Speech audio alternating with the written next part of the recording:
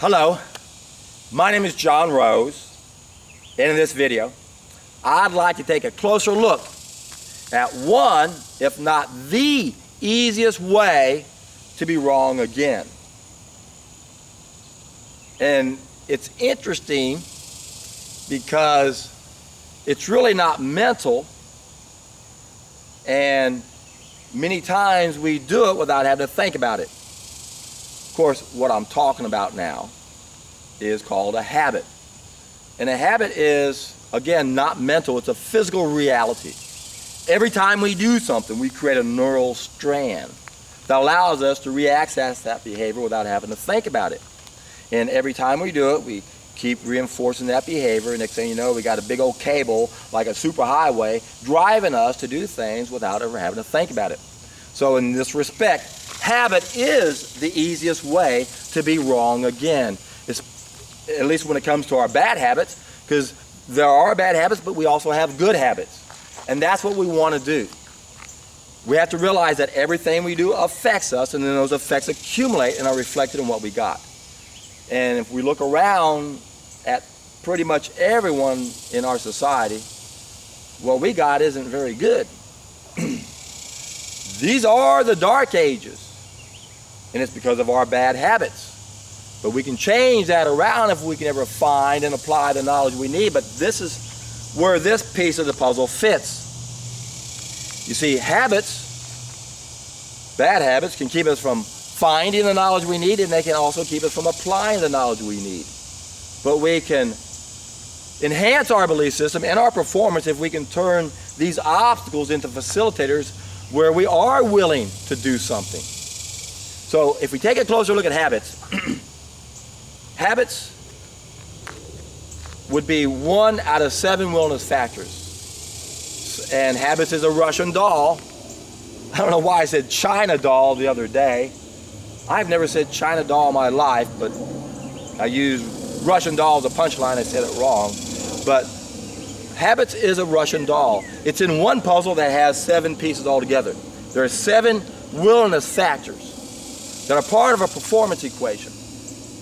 And they're also part of another puzzle that has 19 pieces, where there are 19 obstacles, there are 19 reasons why we don't know.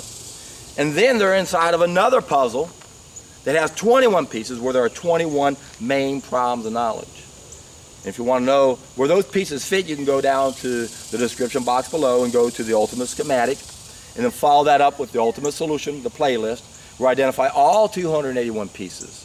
So, willingness, our habits, is one of the 7 willingness factors. It's one of the 19 obstacles. It's one of the 21 main problems of knowledge. It's also one of the 281 pieces that I've identified in a very special teaching tool that uses knowledge in a way that's never been seen before.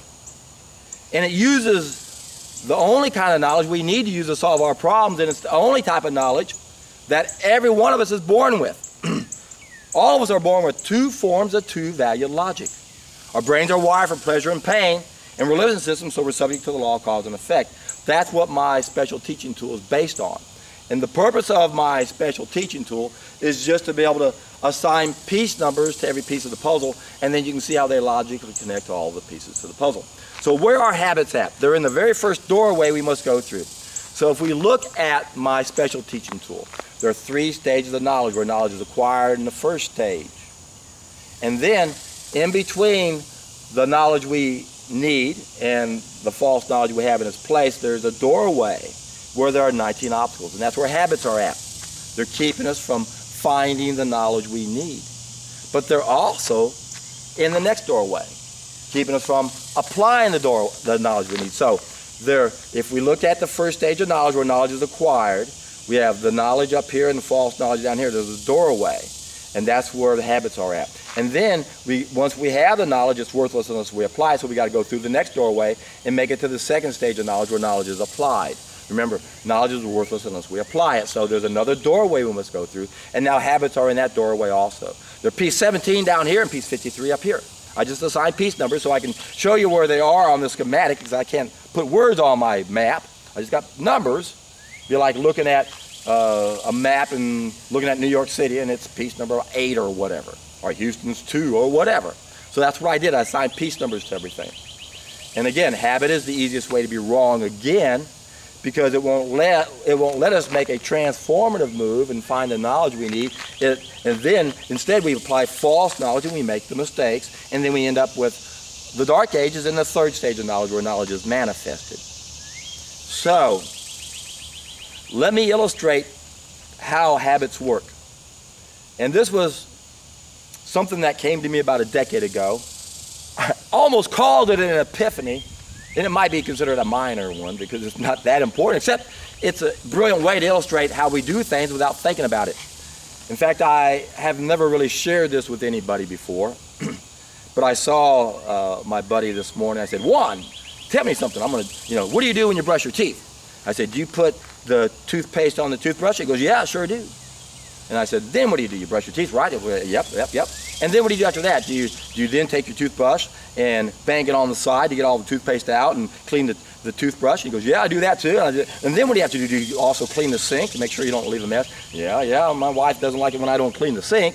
So I said, you know what?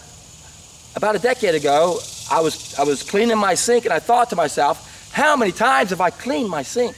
And that made me realize, how much toothpaste have I wasted? And then I thought to myself, is this by design?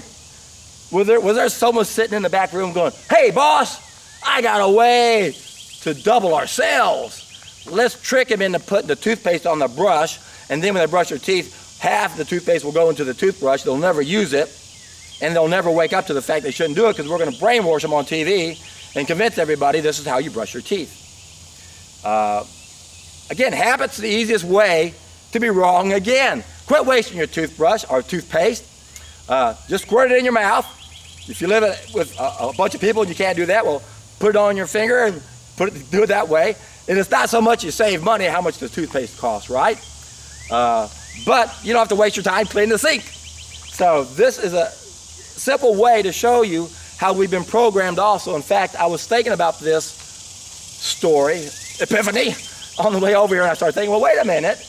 I was going to say this is the easiest way, but I think an even easier way for us to be wrong, to do the wrong thing, is the way we're programmed to think, because that's another way we do things without thinking, like a habit. We all have these opinions on things that we never even thought about because we've been programmed to believe, just like we see all these TV commercials. We've got lots of references that tell us we got to put the toothpaste on the toothbrush. That's the problem, don't you see? We have way too many references that support our current belief system, our current way of life, that supports what we do. So that's the biggest challenge we have individually.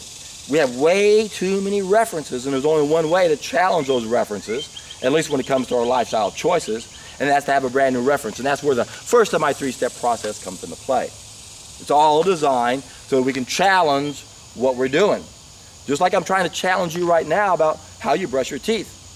And what's important, and how this can tie into many things, is how we're bombarded with bullshit that make us think things. And the one that really gets me right now, we need, if there's any downstream things we should do, we should outlaw something that used to be outlawed, and that's where drug companies, doctors couldn't advertise on TV and sell their drugs. Right now, we are brainwashing the next generation to ask your doctor, ask your doctor, ask your doctor. How many commercials are on, drug commercials are on every day? Every one of them say, ask your doctor, ask your doctor, ask your doctor, ask your doctor, reference, reference, reference. Toothpaste on the toothbrush, toothpaste on the toothbrush, toothpaste on the toothbrush. Bullshit, bullshit, bullshit.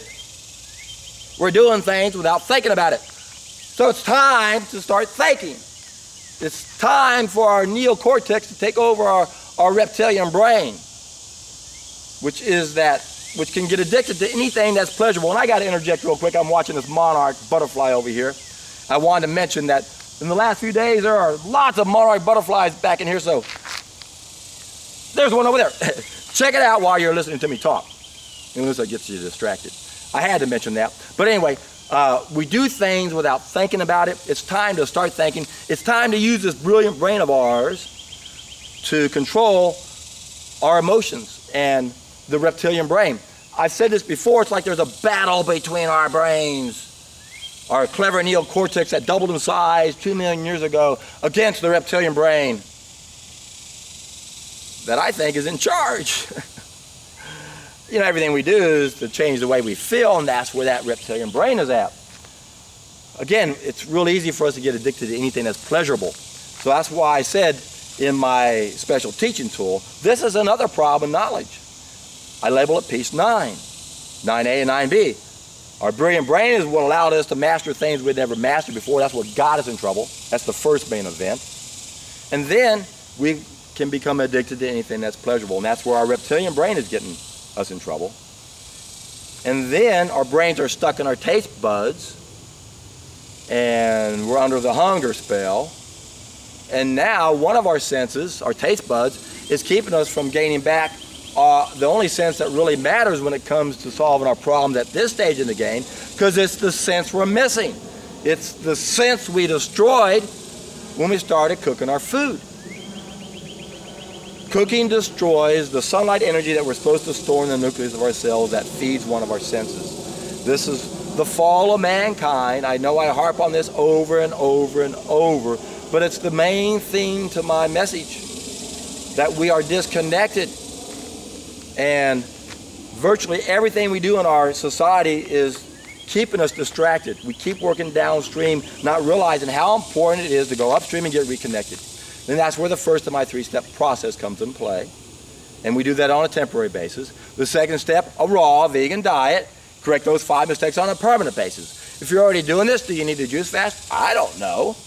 I don't know what your history is. Try it for a week and see what happens if you're still pooping. I wouldn't stop. Learn from my experience. It took me 2 years on 6 different occasions before I woke up and said, John, why you stopping on day 30?